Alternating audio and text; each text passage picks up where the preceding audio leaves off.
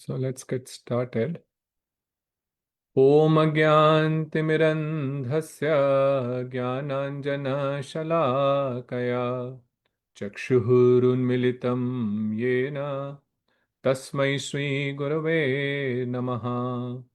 Namo Vishnupadaya Radhikayai Priyatmane Shri Srimad Bhakti Vedanta Narayan Goswami Niti Namine Shri Krishna Leela Kathane Sudaksham Audarya Madhurya Gunaisha Yuktam Varam Varenyam Purusham Mahantam Shri Narayanam Tvam Shirsa Namami Tridandinam Bhakta Shiro Manim Cha Shri Krishna Padabja Dhritaya Khridi Chaitanya Leela Amrita Sara Saram Narayanam Tvam Satatam Prapadye Vanchakalpatarubhyascha Kripa Sindhubhya eva cha Patitanam Pavanebhyo Vaishnavebhyo Namo Namaha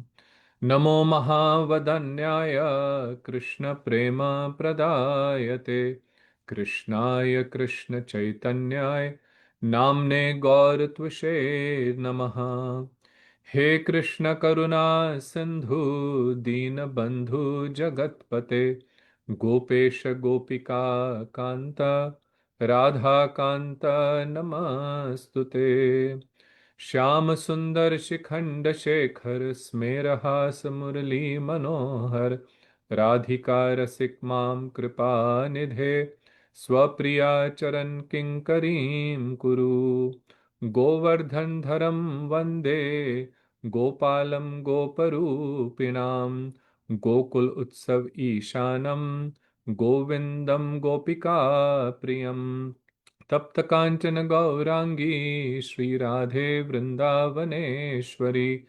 वृषभानुसुते देवी प्रणमामि हरिप्रिये तवैवास्मि न जीवामि त्वया विना इति विज्ञाय राधे तन्नय माम चरनन्तिके भक्त्या विहीनापराधलक्षै क्षिप्ताश्च कामादितरङ्गमध्यै कृपामयि त्वं शरणं प्रपन्ना वृन्दे नमस्ते चरणारविन्दम् जय श्री कृष्ण चैतन्य प्रभु नित्यानंद श्री अद्वैत गदाधर श्रीवासादि गौर भक्त वृंद हरे Krishna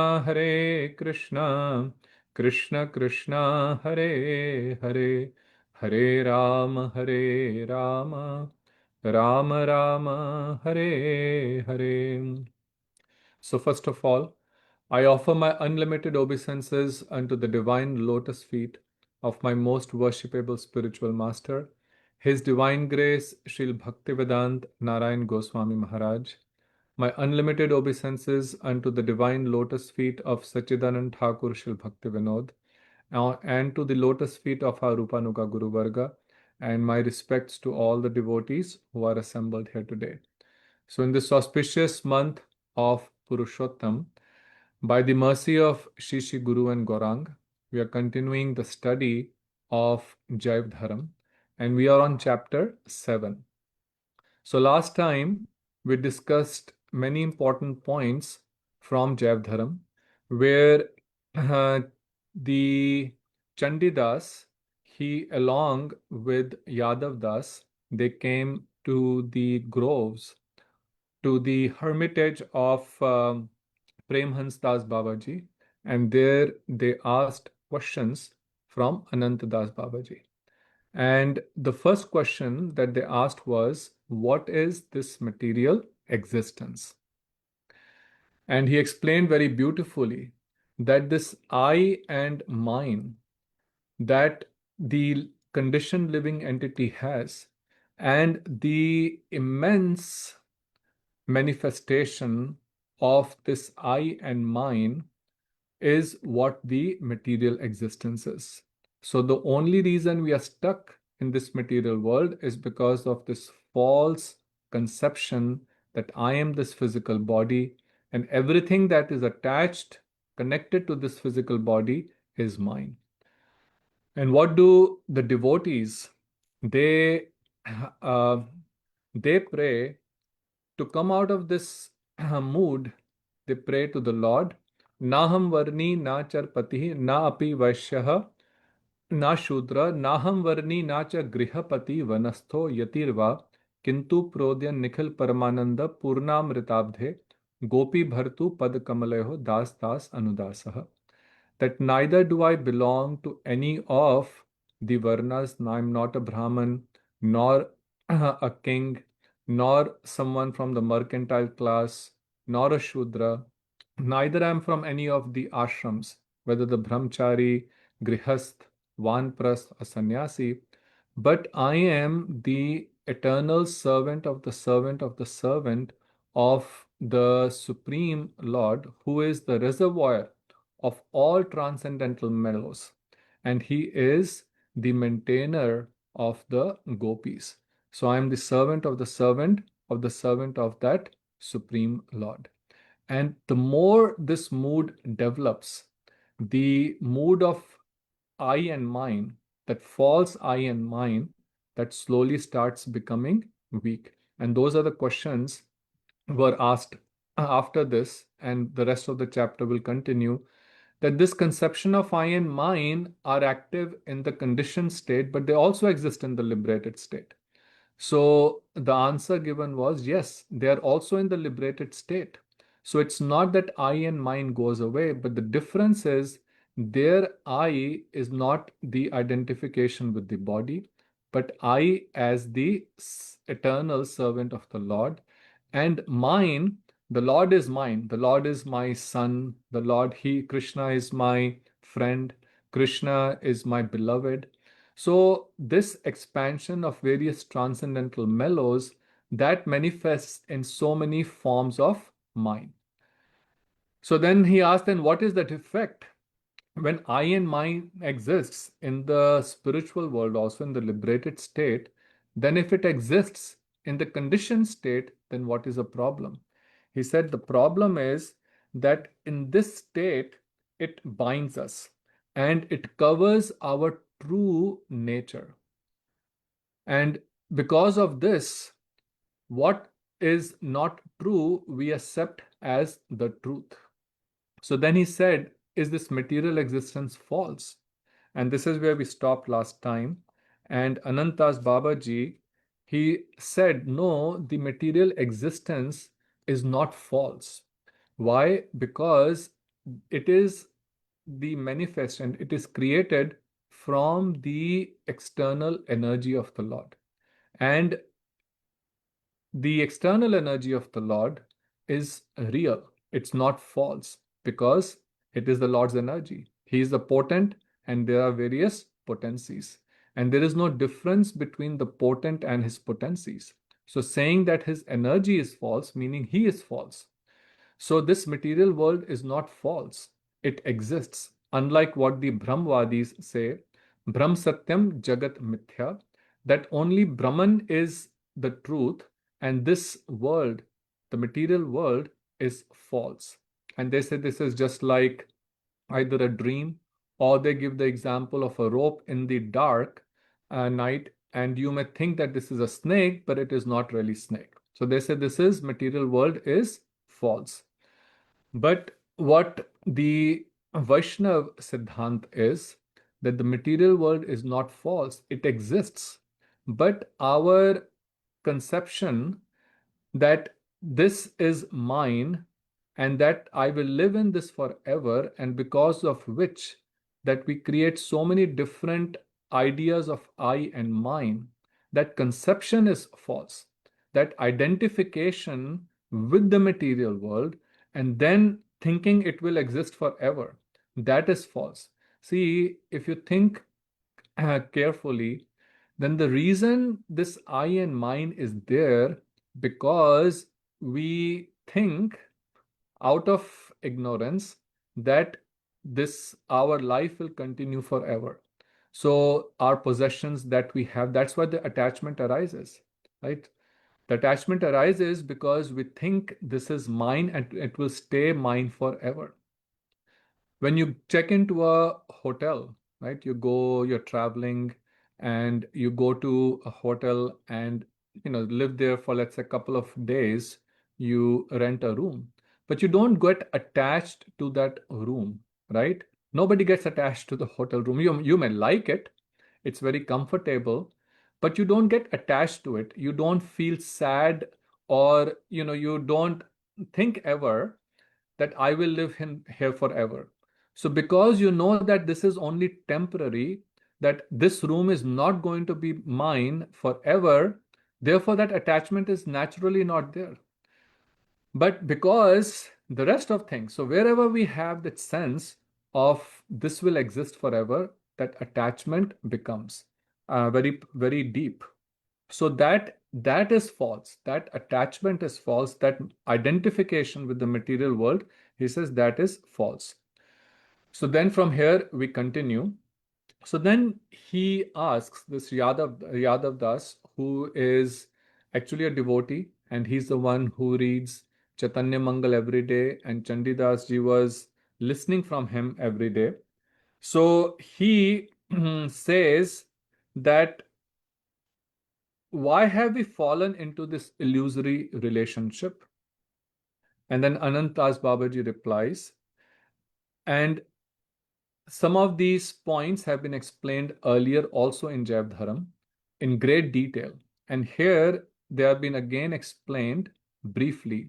So this is how Srila Bhaktivinoda Thakur has written this such a masterpiece, so that we get a deeper understanding of this subject, because this is repeated a few times throughout this section, the same points, but with some additional details.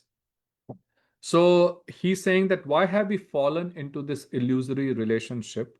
So then Anandas Babaji says that the Supreme Lord, he is the complete spiritual entity. Right? He is the supreme, and the living entities, the jivas, are his minute particles, his part and parcel.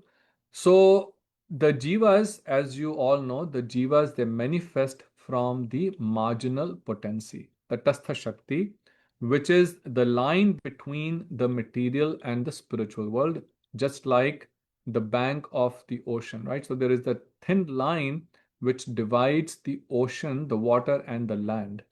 And that line can exist both under the water as well as with the land. So that marginal position is the first location of the living entity. Those who do not forget their relationship with the Lord, they, by having the power of the internal potency of Krishna, which is Chit Shakti, they, from that marginal position, they go to the spiritual world. But those who are inimical to him, those who are enchanted by the desire to enjoy independently, they come under the influence of the material energy and get entangled in it. So he says, when they entangle, that at precisely that point, their material state of existence comes into being and the spiritual identity disappears. So, meaning at that marginal position, they are still not covered by Maya, but it is when they desire to enjoy independent of Krishna, that's when they come under the influence of Maya. Now, of course, this is explained, and we discussed this, before also a few times. This is given to explain to us, right? Because in the conditioned state, our mind can't think, our intelligence can't conceive of something which has no beginning, right? So, therefore, it is explained like this, that this is from this marginal position, that some living entities, some jivas went to the spiritual world and some came into the material world. But the point to understand here is that when we turn against the Lord, that's when Maya comes and comes and grabs us, right? So as we were discussing before, also even in our day-to-day life, as we are trying to follow the devotional practices, we have that experience that when we are in the association of devotees, when we are in kirtan, we just had this sweet 2 hour kirtan at the temple. And when we are engaged in various devotional practices, our mind is so absorbed there. And the moment we leave all of that, then again, many different forces of Maya starts attacking us, right? So the more our mind, the more we turn and all the time we are absorbed in thinking of Krishna. That's why it says, Yen Ken Prakaren Manah Krishna Niveshaye. Somehow or the other, every moment of our life, when we are engaged both with our mind and all with the rest of the senses in Krishna's service, then Maya has no avenue to come and bewilder us. Right? So, the whole process of bhakti is where we are today in the conditioned state where we sometimes think of Krishna, and the material life means absolutely no idea of who the Supreme Lord is. And the perfect stage is when 100% of the time we are completely absorbed in Him. So, this whole journey of devotional life is going from that stage where we are at 0% absorption in Krishna to 100% absorption in Krishna. So, so he says then, well, so we are all aspiring, right? We all are aspiring to get to that stage of 100% absorption. But then he says, but then we feel that even though we want it, we have so many obstacles that we see, we still don't feel that we are making any spiritual progress. So Yadav Das ji asked this question, that why is it that our true identity doesn't appear even though we try to attain it? So even though we make an effort to understand what my spiritual form is, who I really am, but still we have difficulty attaining it. Why is it so? So Anantas ji then says, there are two types of endeavors. So when we are trying to attain something, we endeavor for it, right? So as simple as, you want to cook, and for cooking you have to go, or you have to prepare some meals, so you have to go and get some groceries from the market. So for everything there is an effort. So similarly, to attain self-realization, to understand the Lord, there is also effort. But every effort can be either an appropriate effort or it can be an inappropriate effort. Just like if you have to buy the groceries, but you end up going to Home Depot, you are not going to be able to get the groceries. Or if the grocery store is in one certain area, but then you start going in an opposite direction, or instead of taking the straight road, you go through a very, very long route, and by the time you get there, the store is closed. So you made an effort, but still what you wanted to achieve, you could not get. You left the home, you drove the car, you spent a lot of time and effort, but still didn't get the groceries. That means that the effort was not appropriate. But if the effort is appropriate, then it is not possible that you will not get the results. So there is a very nice verse in Srimad Bhagavatam where it says that, let me just give me 1 second. Um, just trying to share this. Yeah. So that verse says, 1 second. भक्ति परेशानुभव विरक्ति अत्र च एष्त्रिक एक कालः प्रपद्यमानस्य यथा अश्नतः स्युः तुष्टि पुष्टि शुद्ध अपाय अनुघासम. I don't know if you can able to see it or not. Let me just share it again. Okay. Yeah. So this is from the 11th canto of Srimad Bhagavatam, second chapter. This is the conversation between the Navyogendras and Maharaj Nimi. So it says that when someone eats food, right, you are hungry and a nice plate of prasad is served to you. So with every bite, with every morsel of food that you take, three things happen simultaneously. You feel satisfaction, right? So with every bite, you feel more satisfied. You're so hungry, and the moment you take the first bite, you feel some satisfaction. And then there is some nourishment taking place also. Your body is feeling nourished, you're getting energy, right? And then also your hunger, when you were so hungry when the plate of prasadam was served, but then as you keep eating, with every bite your hunger keeps going down, and at some point you feel satisfied.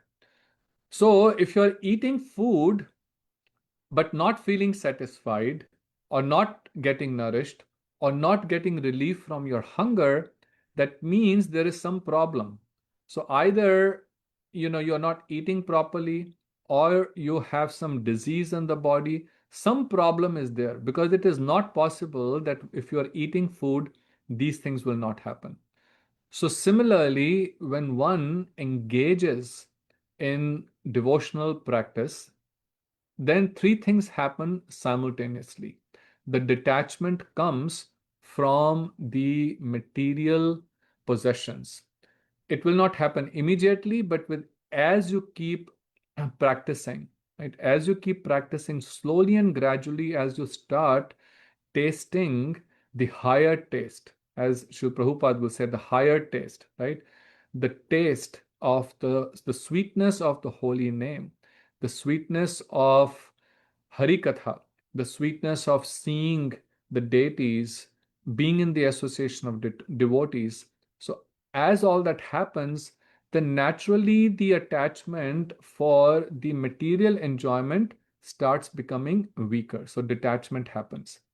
Then bhakti will arise, right? Your soul is getting nourished, and finally there will be direct perception of the Lord. So if one is performing this appropriately, then these things are bound to happen. So this is what is appropriate effort. So bhakti is the only appropriate effort by which we can attain the Lord. So he says, then what is the inappropriate effort? So he explains what the inappropriate endeavors are. These are, for example, karam kanda, those who engage in various fruitive activities, various ritualistic practices, and that by performing these fruitive activities, then slowly they feel, by performing all these rituals, karam kanda, that we will get to the stage of knowledge, and then attain the stage of Brahma Gyan and become one with the Brahman. Or some follow different types of meditations. They may be performing Ashtanga yoga. So many different, nowadays, especially, so many different techniques people are teaching. Many of them, of course, are just to attain some mental peace or some physical benefits. But then there are many different types of meditations also taught, and some, the goal is to attain some sort of liberation. But he says all of these are inappropriate endeavors. All of these, except for bhakti, everything is an inappropriate endeavor. So now the question arises, why are these inappropriate? Just because we are devotees, just because we follow this path, we are saying, well, this is the only path. Is that the case?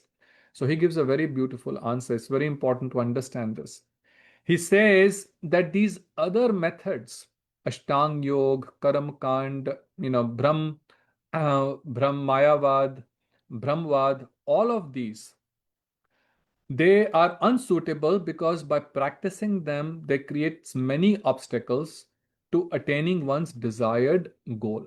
In Gita also Krishna says, Kaleshah adhiktarha tesham avyakta asakta chetasam, that whose minds are absorbed in my unmanifest form, they experience all different kind of kleshas, obstacles. So it says there's many, many different obstacles that come in the path of those who are trying to follow these inappropriate endeavors. So, artificially trying to control your senses, trying to meditate on something which is formless, and then, even after performing such severe austerities and performing this for many, many years and lifetimes, still one does not attain the desired goal. So, the question first is, what is the desired goal? The desired goal is complete liberation from this material existence and attaining the supreme abode of the Lord, where we render loving devotional service unto Him. Of course, they don't even have the concept of a spiritual abode. So even if they think just freedom from material existence, they don't even attain that. Why? Because even the Brahmavadis, because yogis only don't even get there. They get to the taplok, they still stay within this material world. Those who are performing different types of charities, they may go to heaven, but again come back to the material world. So it's not real liberation. But even if one attains the Sayujya Mukti, where one merges with the Brahman, from there also ultimately one falls down, because even that's an unnatural position of the soul. So he gives a very important point. He says, the point is that our material existence has come about because of an offense. And unless we obtain the mercy of the person whom we offended, we will not gain release from our material condition and attain a pure spiritual condition. Such an important point. So, why are we here in the first place? If we don't understand that, right? If we don't understand that, then how we will ever come out of it? So, if, for example, you've committed some crime and because of that you are in the prison, but you do not do the right endeavors to absolve yourself of that crime that you have committed, the person against that has been committed, you will never become free from that. So the original offense is being against the Lord, being inimical to Him, desiring enjoyment independent of Him. So unless one understands this and surrenders unto the Lord and engages in His service, then how are we going to come out of the material existence? And the only path where there is real recognition of the Supreme Lord and a mood of service in a surrendered mood, right? The rendering service in a mood of surrender and love and affection, the only path is the path of bhakti. So therefore, Krishna also very clearly states in Bhagavad Gita, and we will see that also in the response to the next question, that it is bhakti and bhakti only. Bhaktya ekam aham grahya. Only bhaktya mam abhijanati. That only by bhakti one can understand me.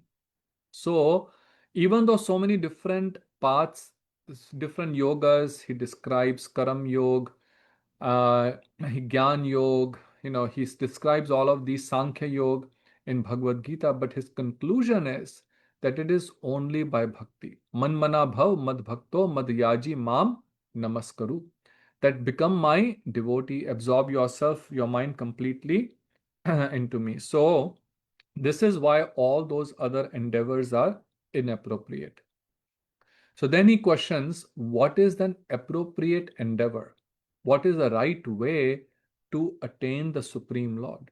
He says the right endeavor falls into two categories. One is sadhu sang, association of pure devotees, and the second is prapatti. Prapatti means surrender.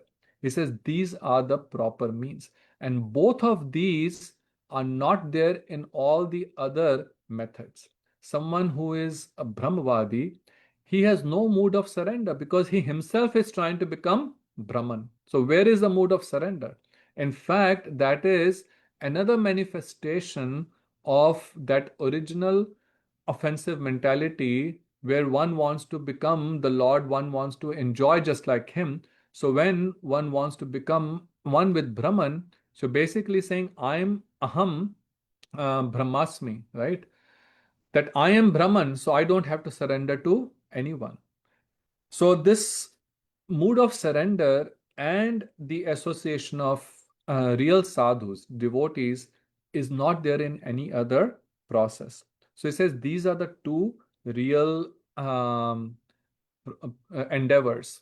So then he quotes from Srimad Bhagavatam a beautiful verse, which is again in the 11th canto, second chapter. Let me share this verse. Okay. Um,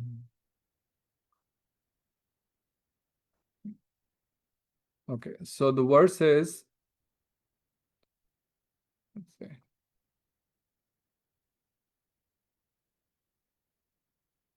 Okay. At atyantikam kshemam prichhama bhavato anagha sansare asmin kshan ardho api sat sangaha shevadhi nrinam.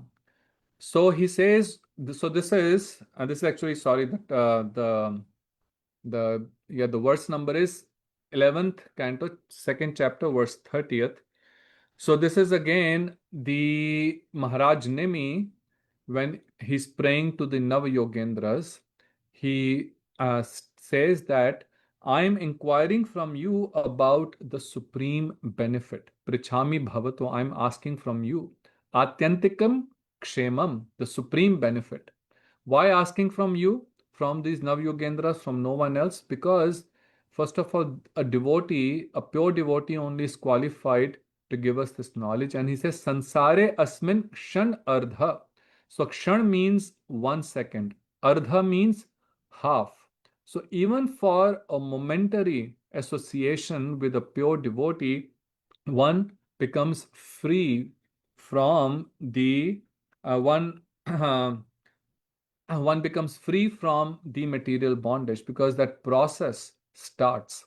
So it is only in the association of a devotee that one can understand what the supreme benefit is.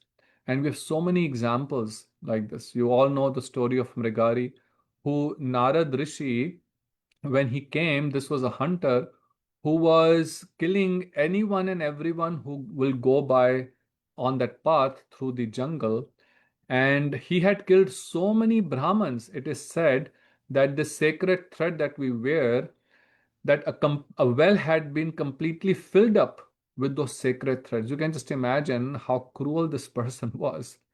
And then when Naraji was going from there, he also, he stopped him and said, "You can't go by this way. First, either you pay me, give me money, otherwise, I'm going to kill you." And then Naraji said, "Why are you committing all of these sins?" So, long story, most of you know. He said, to just to take care of my family. So, will they partake in your sins? He said, yes. He said, go and ask them. So, he bound Naraji there, went to his family, and everyone in his family, his father, mother, wife, everyone said, well, it is your responsibility to feed us, to take care of us. How you make money is not our responsibility. And if you are committing some sin, to make money, we will not take part in that sin. Then his eyes opened. He came back to Naraji and fell at his lotus feet and said, "Tell me, how can I atone? I have committed so much sin." And Naraji told him to chant Ram, Ram, Ram.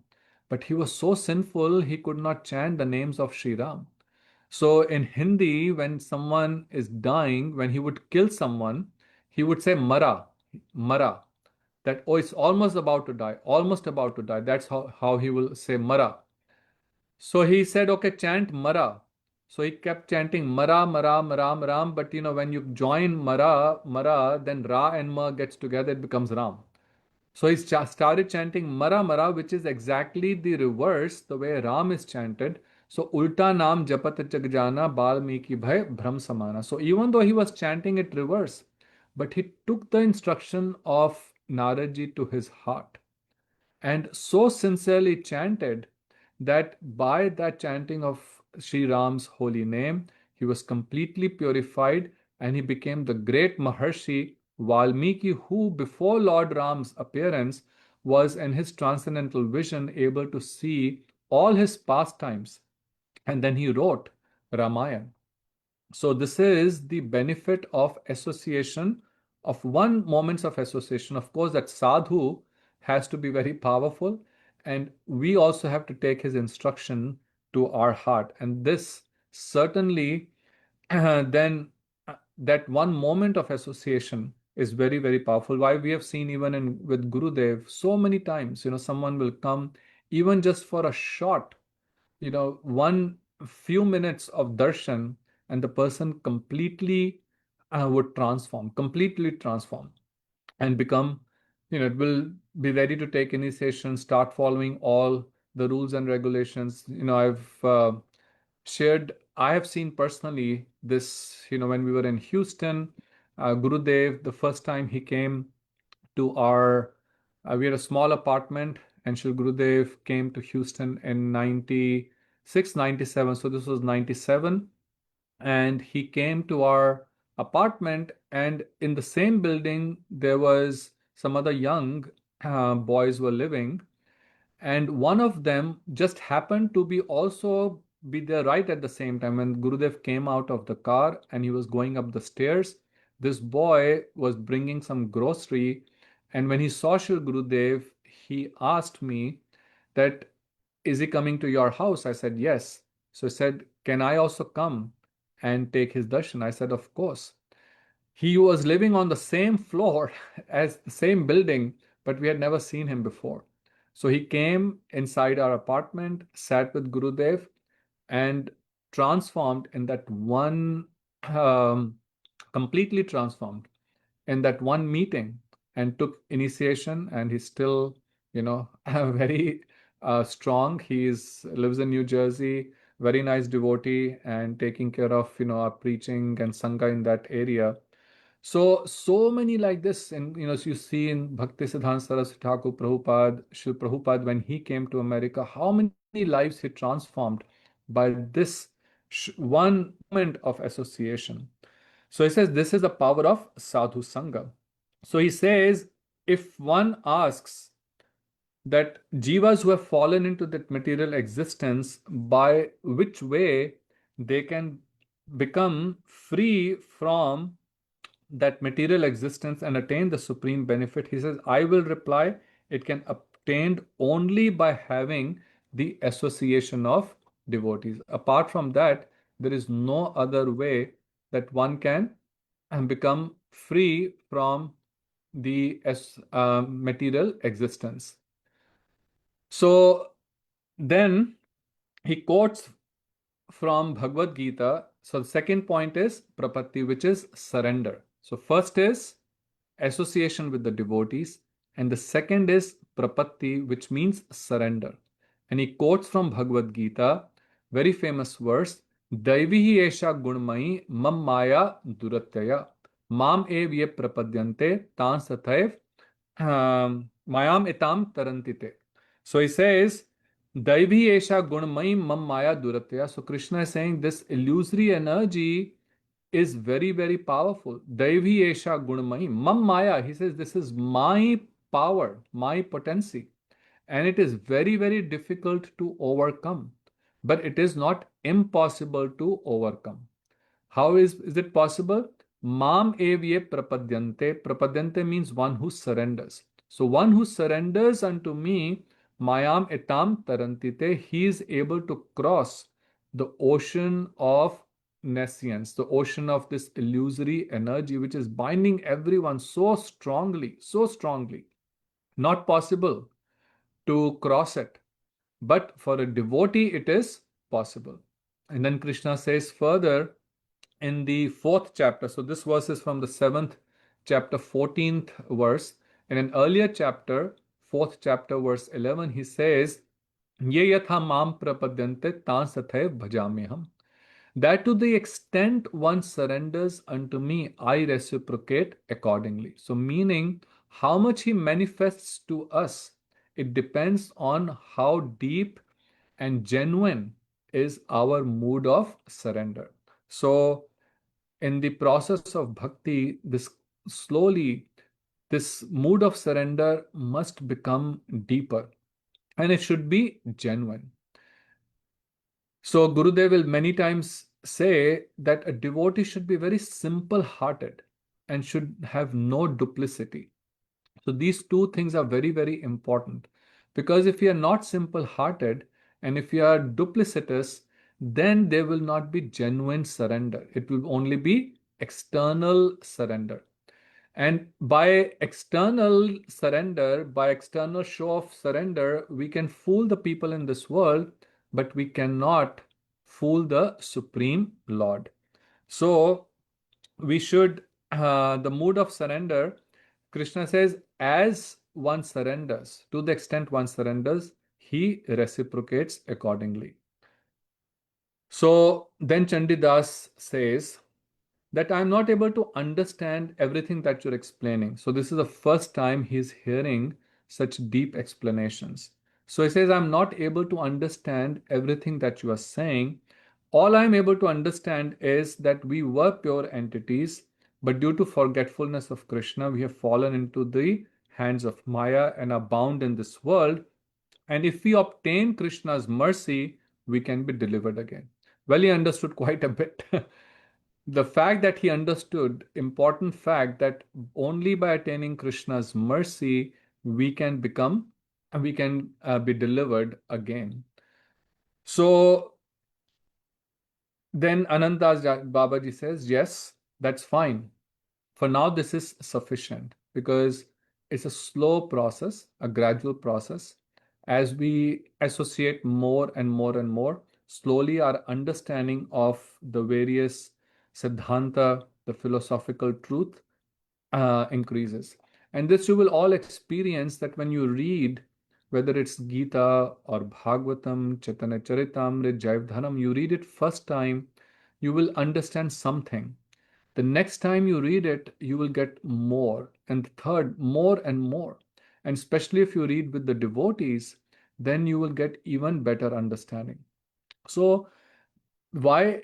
Because every time you read the Cheto Darpan, your mind is becoming clearer.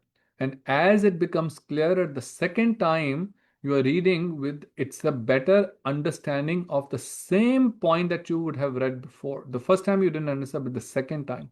So this realization or understanding is manifested in the heart, because as our mood of surrender increases, as we engage in bhakti, so atah Shri Krishna namadi na bhavet graham indrahi sevan mukhe hi jivado swayam ev spurti adah. Swayam ev spurti adah, that automatically this is manifested in the heart of a sincere devotee, one who engages his senses in the service of the Lord. Sevan mukhe hi jihva, the one who engages them in a mood of service. So then he quotes from Jagadanand Pandit, who has written a very wonderful book called Prem Vivart. So Jagdanand Pandit was an associate of Sri Chaitanya Mahaprabhu. In Krishna Leela, he is Queen Satyabhama, and his mood is of Vamya Bhav, right? So a little bit of the mood where, not mood of a surrender, but like Srimati Radhika, she is not subservient to Krishna. So this is called Vamya Bhav. So Satyabhama is like that, and she manifested as Jagdanand Pandit. And Jagdanand Pandit also will, many times, he will fight with Mahaprabhu. If Mahaprabhu would not listen to him, for example, he wanted to make sure that Mahaprabhu was eating well, he was taking care of himself, because Mahaprabhu had taken sannyas, and all the time he was in the mood of separation from Shri Krishna. Many times he was crying, would not eat. So Jagdanand Pandit was always very concerned about Mahaprabhu. One time he brought a big pot of sandalwood oil, that I will massage Mahaprabhu and give him some, relief.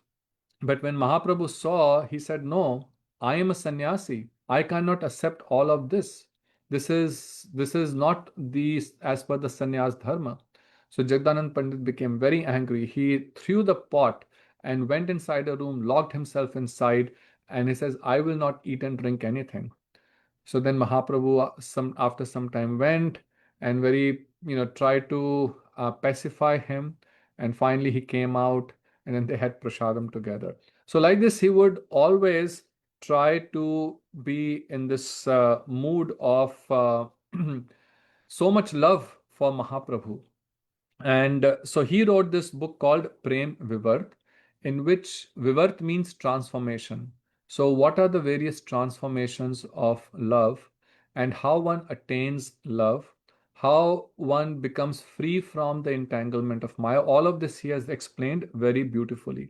And many of these, this is written in Bengali, Bangla language. So here he quotes from Prem Vivart. A lot of these points we have discussed throughout Jaiva Dharam. So just briefly, we will talk about that.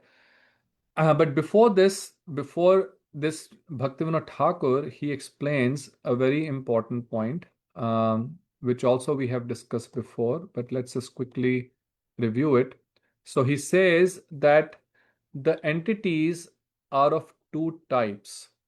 The two types of entities, let me just share it. Okay. What are those? Chetan. One is which is conscious, and then Jad, which is not conscious or inanimate. That which is Chetan or conscious has desire and power to experience, but that which is inanimate does not have desire and no power to experience. So, this is an important point to understand that conscious living entities like we are, the spirit soul, that desire and power to experience are inherent qualities of the soul. It cannot be separated from it. So, the idea of the Brahmavadis that we will overcome all the desires and just become desireless and no experience, nothing, will just get into the state of oneness, that is actually an unnatural state, and that's the reason they fall from there. The soul has the desire, it also has the power to experience. The only problem is right now we are desiring material enjoyment, and we are experiencing only the various manifestations of the illusory energy. In our purified, liberated state, the desire is also there, but there the desire is to serve the Lord, and there we experience various manifestations of chitras, of the transcendental mellows. So this Chetan or the animate object is of two types: Purna Chetan, which is full consciousness, which is Krishna, and then Shuddra Chetan, which is minute consciousness, which is the various living entities. So this is the background. We have studied this also previously in Jaiva Dharam, actually in the very first chapter, when he described what is Vastu. There he described, when he was describing what is Jaiva Dharam, and there he explained that the nature of an object, the inherent nature of an object can never be separated from it. So the example here is given, just like the fire's nature is heat and light. So that cannot be separated. It burns. So to burn something, that is the nature of the fire. That potency cannot be separated from it. Just like the liquidity of water cannot be separated from it, it is the inherent quality. Similarly, the nature of the soul in its pure state to love Krishna cannot be separated from it. So, this is what Jagdanand Pandit is describing in Prem Vivart. Chitkan Jeev Krishna Chinmay Bhaskar Nitya Krishna Dekhi Krishna Karen Adar. That the living entity is the atomic particle of the light emanating from the sun. Sun is what? Krishna. So he is like that full consciousness, Purna Chetan. And unlimited living entities are like the particles, that atoms of light of that sun. And as long as they focus their attention on Krishna, they maintain reverence for him, they are in the spiritual world. But Krishna bahir mukh hai bhog vancha kare, nikatastha mayatare jhapati adhare. But the moment he desires to enjoy independent of him, the illusory energy which is right there, he comes and grabs the living entity. This illusory energy, this Maya, is compared to Pishachini, like a witch. So just like someone who's possessed by a witch, पिशाची पहले जैन मति छन है, मायाग्रस्त जीवर है से भाव उदय. So just like if one is possessed by a witch, right, by a ghost, then that person will act very, very strange. He will be completely bewildered. He would be doing all kind of nonsensical things, right? He would be acting very strange. So when someone, when someone is, but that person is not thinking that he's acting strange because he's possessed.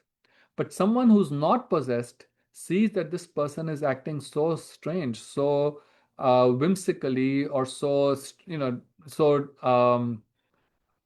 strangely, right?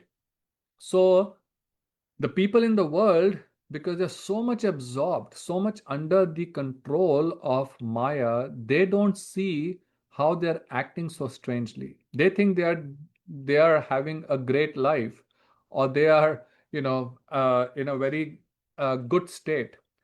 But those who are on a devotional platform, they can see, a sadhu can see that how people in this world are suffering in the clutches of Maya.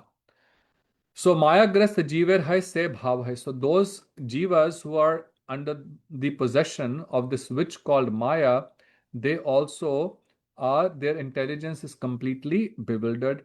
They forget that I am the servant of Krishna, and wanders have been wandering in so many different lifetimes from time immemorial, and in different lifetimes, sometimes someone is a king, sometimes someone is a servant, sometimes a brahman, sometimes a king. So like this, sometimes in heaven, sometimes in hell, so many different states we have been going through from time immemorial. So it says, "ए रूपे संसारे भ्रमिते कौन जन साधु संगे निज तत्व अवगत हन." Like this wandering from life after life in so many different universes and planets, that someone sadhu sange, by the association of devotees, nij tattva avagat hai, once understands who I am. And then when one understands this, then nij tattva jani ar sansar na chai, kena va bhajinu maya kare hai hai. So, by his association with the devotees, he understands his true identity and becomes indifferent to material enjoyment. Grieving bitterly for his predicament, he laments, "Alas, alas, why did I serve Maya for so long?" That's when one understands, oh, I have been drowning in this ocean for so long. I have been in this miserable situation for so long, and I was thinking I was very happy. I wasted so much of my life in this ignorance. And then he says, "Oh, Krishna, please save me." Kande bole, "Ohe Krishna, ami tavadas, tomar charan chhadi haile sarva nash." Then he cries profusely and prays at the lotus feet of Sri Hari. "O Krishna, I am your eternal servant, but I have been ruined because I disregarded the service of your feet." So, like Sripad Shankaracharya also says that that for so many lifetimes, punarapi jananam, punarapi maranam, punarapi janani jathare shayanam, that so many times I've been taking birth, so many times I've been dying, so many times I've taking taking rest in the womb of the mother. Punarapi janani jathare shayanam. Ihi sansare bahudustare. This sansar, this ocean of material existence, is very, very difficult to cross. Ihi sansare bahudustare. Kripa murare pahi, kripa apare pahi murare. O Shri Krishna, please bestow your mercy unto me and take me across this ocean of material existence. So he's saying, who knows how long I've been wandering aimlessly as a slave of Maya, O Lord. Now, O Patit Pavan, O Deenanath, ताकुति करिया कृष्ण डाके एक बार, कृपा करी कृष्ण तारे छाड़न संसार. O Patit Pavan, O Dinanath, please protect this destitute soul. Deliver me from your Maya and engage me in your service. When this genuine cry comes from the heart of the devotee, then Krishna's mercy flows. He's waiting. He's waiting. When will this, my dear servant, genuinely desire to come back to me? And when he sees this, his ocean, Krishna, who's an ocean of mercy, when he hears the Jiva cry out in such desperation even once, he quickly transports him across this insurmountable material energy. And he says that Krishna empowers the Jiva with his Chit Shakti.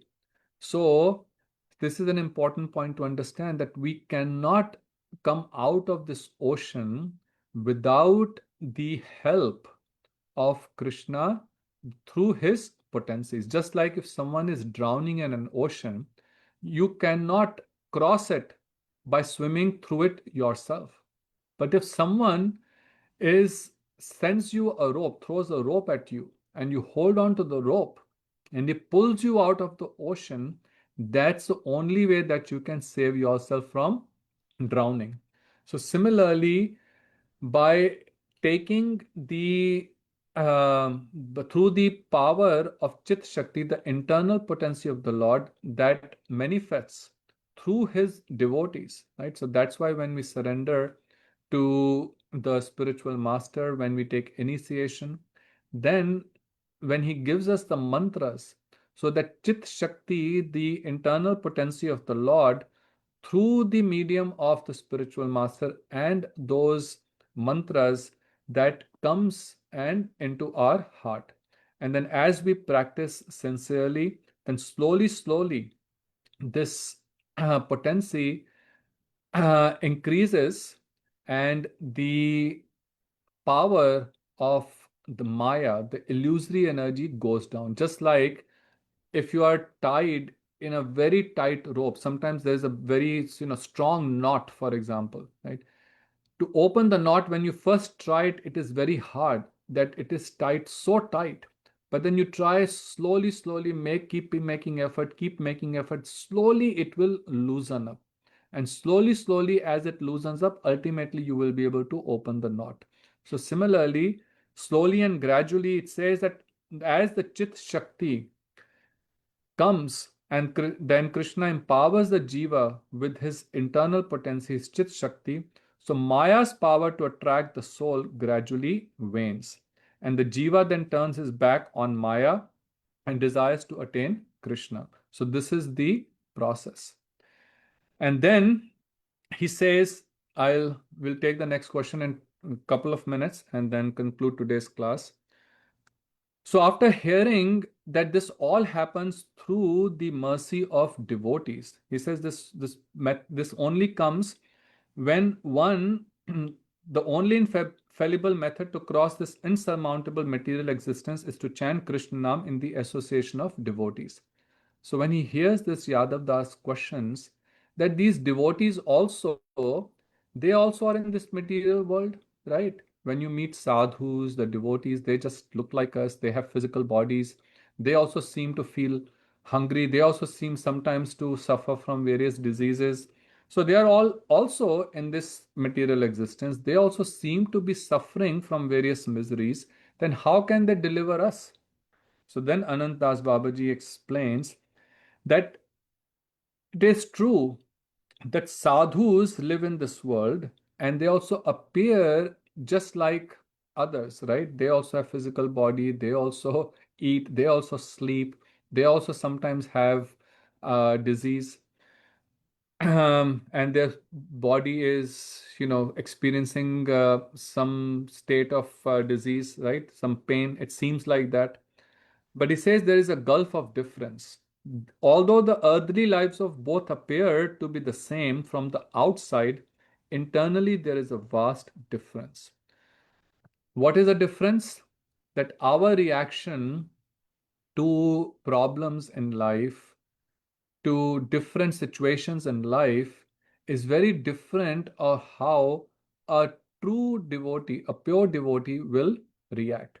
Internally, because they are completely connected to Krishna, they are not disturbed by any situation of gain, loss, honor, dishonor, disease, or anything like that. They are internally completely absorbed in the Lord. And this is one of the qualities, one of the way to see how elevated a devotee is. And we have seen it personally in the lives of Srila Prabhupada, life of our Srila Gurudev, so many different situations. When Gurudev was manifesting his last pastimes, and anyone who would have been diagnosed with that kind of health issue would be in a state of great pain. But I had some good fortune of being there and serving Shri Gurudev for few days during those last times. And Gurudev was completely peaceful and always lying down, his face glowing and constantly meditating and internally. And whenever he would open his mouth, he was only chanting the Mahamantra or chanting some prayers, some ashtakams. So we cannot understand the state of these Mahabhagavats, right? So he says externally it appears to be the same, but internally they have a totally different world. And many times, especially these great Mahabhagavats, when they are manifesting their pastime of being in some sort of a physical ailment, that's only to give us an opportunity to serve them. So he says that there are two categories of jivas who have fallen into the clutches of Maya. One, who are completely absorbed in this Maya and in these insignificant worldly pleasures, and they have tremendous regard for the material world. So one category is those that are completely absorbed in sense enjoyment. But there's another category who are dissatisfied with the insignificant pleasures of Maya, and they employ finer discrimination in the hope of attaining a superior quality of happiness. So now they are so exhausted, or they start feeling disenchanted from the enjoyment that they have been doing for so long, and they start feeling that there is no real happiness and all the sense enjoyment, right? And then they start looking for something higher. So, therefore, he says, consequently, the people in this world can be divided into two groups: those who have discrimination and those who do not have discrimination. Discrimination meaning those who can distinguish, those who understand the difference between spirit and matter, and those who do not understand this, neither do they have any inclination for this. So then he will explain further that how these are called mumukshus. We will take this up later. And then he quotes from Srimad Bhagavatam that how rare it is to find a devotee of Krishna. We will take that next time. For today, we will stop here. Thank you, everyone. And if anyone has any questions, we can discuss that. Any questions or any comments?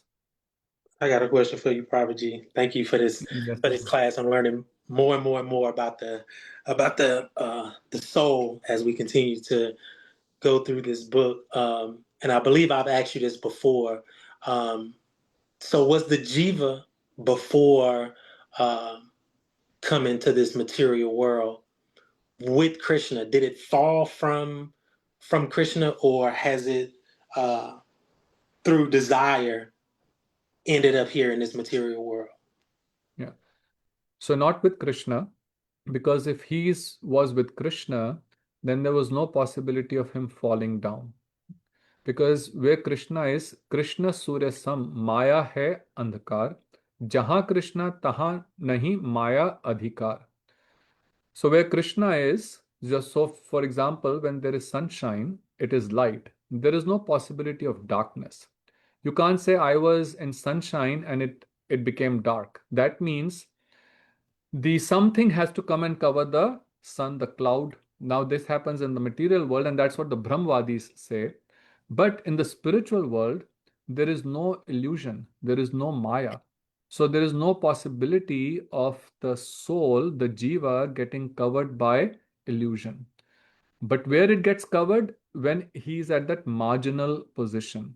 And that marginal position, and that also is based on his desire. The Maya does not cover. And that's why, as we read today, it says that when the jiva desires to enjoy independent of Krishna, that's when the Maya comes and covers him. Now, of course, where a lot of people, a lot of have, we have difficulty understanding that how did this happen, right? How did we have experience of the material world? Did we have experience of the spiritual? How did we make this choice? So the and again, this is, since the jiva is eternal, it is not that it manifested at some point from that marginal position, but this is given to explain to us, because in our conditioned state we cannot understand what eternal really means. We only know things that start and end, right? So therefore, to explain it is given that from the tatastha shakti this happened. But the main point to understand here is that we were not in the spiritual world. Because in the spiritual world, there is no possibility of someone falling down. Krishna says in Gita also, Yat gatva na nivartante tad dham parmam mama. That one who goes there never comes back into this material world. So those living entities who from this tatastha position went to the spiritual world, there's no possibility of them coming to the material world, right? So it is not that we fall from the spiritual world, we only come to this world from that marginal position. And there are many, many proofs of this. Devotees have written big books on this, that we were never in the spiritual world. Thank you, Prabhuji.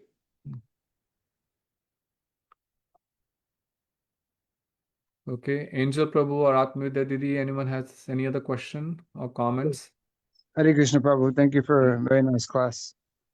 Thank you, Prabhu, for being here. I was going to ask, well, I want to thank you for this topic because it comes up a lot with new devotees, especially people who just start chanting or maybe trying to make the transition from non-veg to veg. There's a term in modern society. It's called gang stalking. And What is it called? gang stalking, gangstalking. It means you think that a small group of people or an agency is actively monitoring you or patrolling you and getting information on you to use against you. And Okay.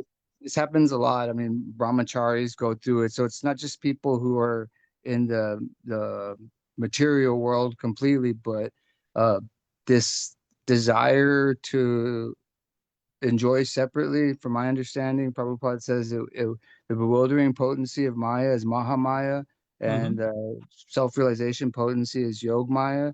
So Mm-hmm. when we're wanting to enjoy separately, maybe eating things that aren't offered, or not getting up and properly attempting to do our sadhana, and things like that, like at least myself, purely from my own experience, when I notice these things are going on, or I'm not attempting to control my mind or my anger or something, then I find myself in these like immense moments of bewilderment.